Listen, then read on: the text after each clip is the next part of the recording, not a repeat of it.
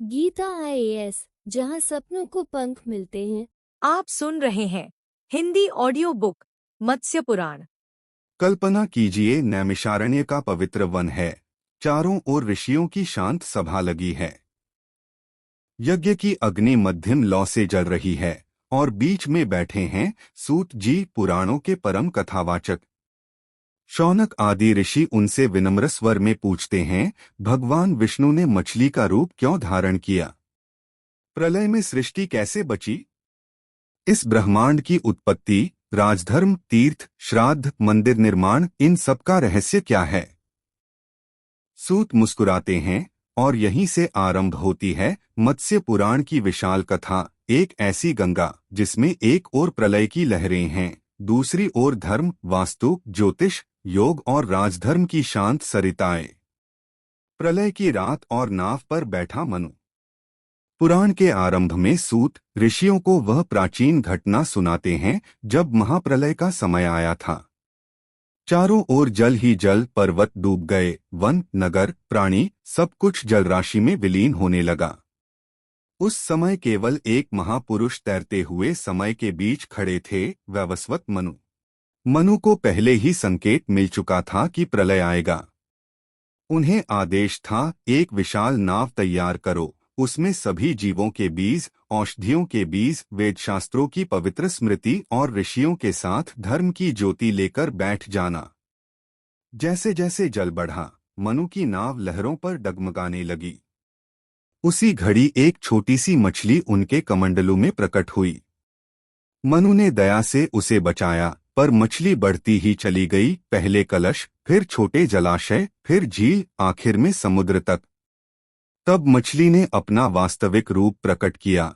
यह स्वयं भगवान विष्णु का मत्स्य अवतार था, जो प्रलय के अंधकार में धर्म और सृष्टि को सुरक्षित रखने आए थे। भगवान ने कहा, जब प्रलय का जल पूरी पृथ्वी को ढक ले, तब अपनी नाव को मेरे श्रृंग सींग से बांध देना। नागराज वासुकी स्वयं आकर रस्सी बनेंगे। ऐसा ही हुआ। सागर की प्रचंड तरंगों के बीच ऊंचे पर्वत की चोटी के ऊपर नाव मत्स्य अवतार से बंधकर तैरती रही। यह दृश्य पूरे पुराण का भावात्मक केंद्र है। एक ओर जल प्रलय की भयावहता, दूसरी ओर ईश्वर की गोद में सुरक्षित बैठा धर्म। मनु और मत्स्य का संवाद, पुराण की गहराई। प्रलय का पानी धीमे धीमे उतरने लगा। नाव एक ऊंचे पर्वत पर टिक गई। तब मनु फोल्डेड हाथ जोड़कर मत्स्य भगवान से प्रश्न करने लगे, प्रभो, यह सृष्टि कैसे बनती और मिटती है? ब्रह्मा कैसे उत्पन्न हुए? देवताओं, असुरों, ऋषियों, मनवंतरों, राजवंशों का इतिहास क्या है? दान, श्राद्ध, तीर्थ, राजधर्म, मंदिर, योग, जीवन के नियम क्या हैं? भगवान मत्स्य उत्तर देते हैं, मनु, जो इतिहास 5 लक्षणों से युक्त हो। सृष्टि, उत्पत्ति, प्रलय के चक्र, प्रतिसृष्टि, देवों, ऋषियों और राजाओं की वंशावली, मनवंतरों का क्रम और पुरानी कथाएं। उसी को पुराण कहा जाता है। यहीं से मत्स्य पुराण शुरू होता है। प्रलय की नाव अब ज्ञान का जहाज बन जाती है, जिस पर बैठे मनु को भगवान सारी चराचर सृष्टि का वृतांत सुनाते हैं। सृष्टि की उत्पत्ति और ब्रह्मांड का मानचित्र।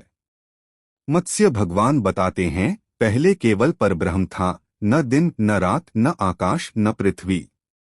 उसी अनंत ब्रह्मा से धीरे धीरे महत तत्व, फिर अहंकार, फिर सूक्ष्म तत्व और 5 महाभूत प्रकट हुए। उसी से ब्रह्मा का जन्म हुआ। उन्हीं से मन, इंद्रिया, देवगण, असुर, मनुष्य, पशु पक्षी, नदियां, पर्वत, पूरा दृश्य विश्व बना। फिर वे ब्रह्मांड के भूगोल का चित्र खींचते हैं। जम्बूद्वीप, उसके भीतर मेरु पर्वत, 7 द्वीप और 7 समुद्र, भारतवर्ष सहित अन्य क्षेत्रों का वर्णन, सूर्य चंद्रमा की गति, ग्रहों की चाल, ऋतुओं का क्रम। श्रोता के सामने एक विराट नक्शा खुल जाता है, मानो नाव की ऊंचाई से मनु पूरे ब्रह्मांड को ऊपर से देख रहे हों।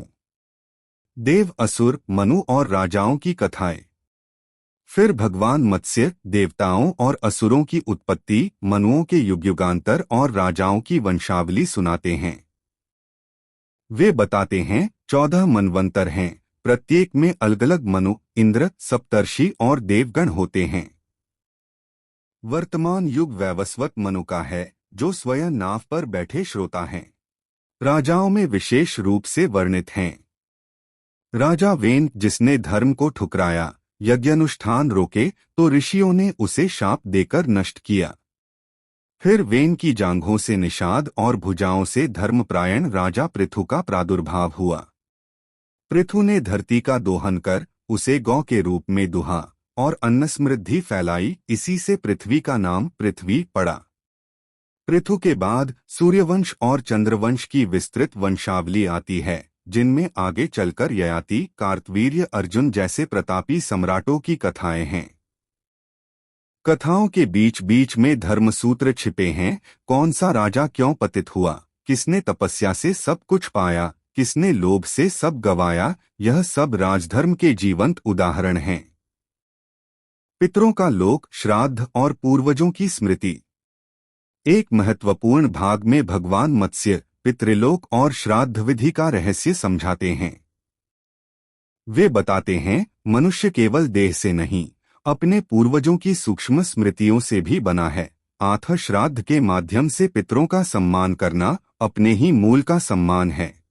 यहाँ पितरों की वंशावली, उनके अलग अलग लोक और श्राद्ध करने के सही समय, तिथि और विधि का विस्तार से वर्णन है। कौन सा अन्न, कौन सा जल, कौन सी तिथि, किन कर्मों से पितर प्रसन्न होते हैं। कहानी आती है अच्छोद नामक एक पितरी की, जो नियमों की अवहेलना से पतित हो जाता है, फिर प्रार्थना और प्रायश्चित से पुनः उठाया जाता है। संदेश यह कि पितरों का तर्पण केवल औपचारिक कर्मकांड नहीं, बल्कि श्रद्धा, कृतज्ञता और संयम का साधन है। व्रत, दान और तीर्थ, धर्म का व्यावहारिक पक्ष। मत्स्य पुराण केवल ऊंचे दर्शन तक सीमित नहीं रहता, वह साधारण गृहस्थ के लिए भी व्यवहारिक मार्गदर्शन देता है। इसमें अनेक व्रतों और दानों का महात्म्य वर्णित है। मदन द्वादशी, अनंत त्रयोदशी, एकादशी आदि व्रत। भीमसेन द्वारा द्वादशी व्रत पालन की कथा, जिसमें भीम जैसे बलशाली को भी उपवास का महत्व समझाया जाता है। तुलादान सहित 16 प्रकार के महान दानों का वर्णन। फिर तीर्थ महात्म्य आता है, विशेष रूप से प्रयाग, नर्मदा, अन्य पवित्र नदियां और तीर्थ। नर्मदा के तट, उसके शिलाखंड, धाराओं और घाटों की महिमा इतनी भावपूर्ण ढंग से कही गई है कि श्रोता के सामने नदी मानो साक्षात देवी की तरह अवतरित हो उठती है। यह पूरा खंड सामान्य मनुष्य को यह सिखाता है कि केवल बड़े बड़े यज्ञ नहीं, बल्कि छोटी छोटी यात्राएं, स्नान, दान, व्रत और सदाचार भी जीवन को पवित्र बना सकते हैं।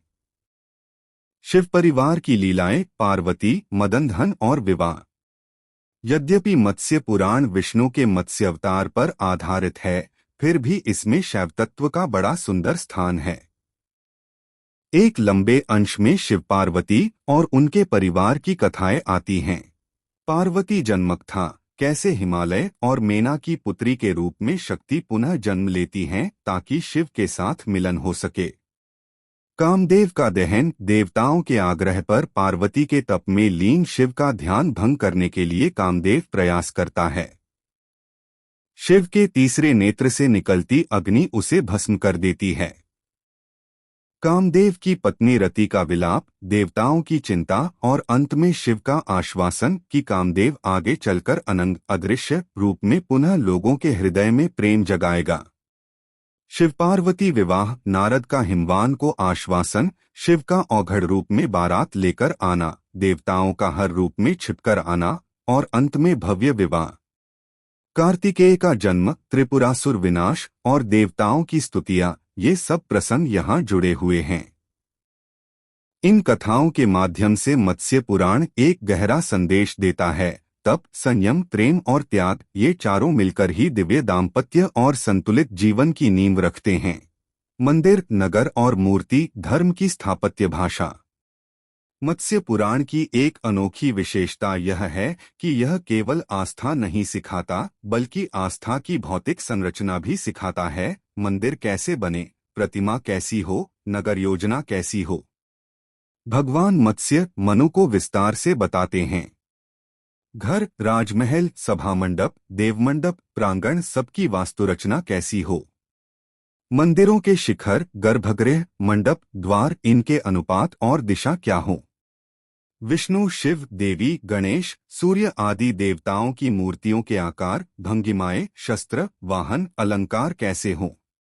चित्रकला और शिल्पकला के मूल सिद्धांत, ताकि देवालय केवल भवन न हो बल्कि आध्यात्मिक ऊर्जा का केंद्र बन सके।